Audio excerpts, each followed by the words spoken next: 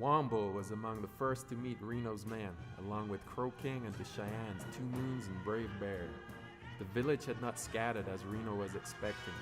In fact, more and more men were appearing from the village to defend it. Reno did not charge into the village. He formed a skirmish line, but when Black Moon and Crazy Horse achieved a flanking maneuver, Reno ordered his men into the timber by the river, presumably to form a defensive perimeter. The Lakota and Cheyenne did not relent and panic set in, Reno himself being one of those most debilitated by fear.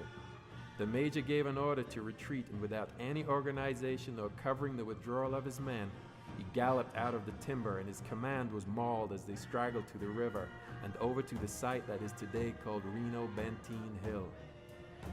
Custer had viewed Reno's engagement and responded. Reno's position was not a disaster.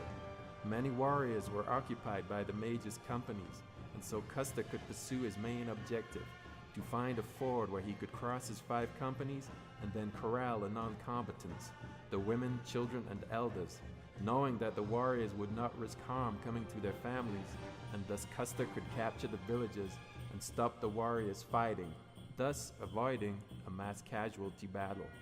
That was his plan. It was not his intent to massacre everybody in the village. His orders were to drive the Indians to the reservation, not to slaughter everybody. Custer moved from Sharpshooter Ridge to Cedar Coulee, still concealing his immediate command from the villagers.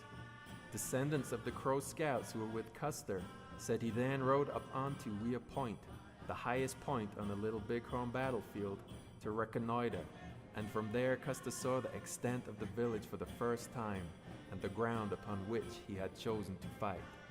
In response to Reno's dilemma, Custer ordered the 2-company battalion of Captain Miles W. Kehoe to make a demonstration by the river, opposite the Cheyenne camp at the northern end of the village. And Kehoe led his men down Medicine Tail Coulee to the river, intending to draw warriors off Reno to defend this new threat. Unbeknownst to Custer, Reno had undertaken his Pell-Mell retreat, and Crazy Horse, White Bull, and others had seen his company snaking through the broken landscape, heading north.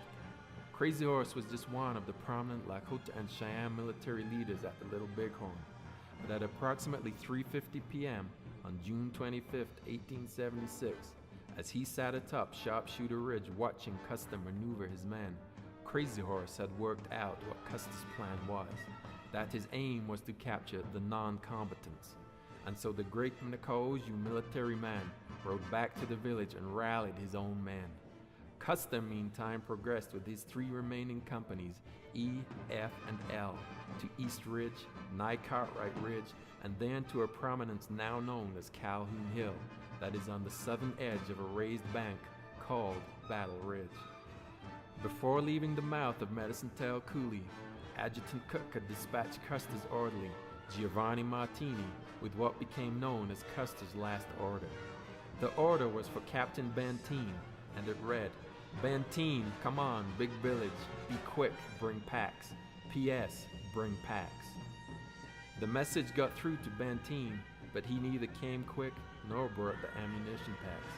When Benteen found Major Reno's battered command on the hill that today bears their names, he chose to give the Major Custer's order, the onus then falling on Reno as the ranking officer to follow it.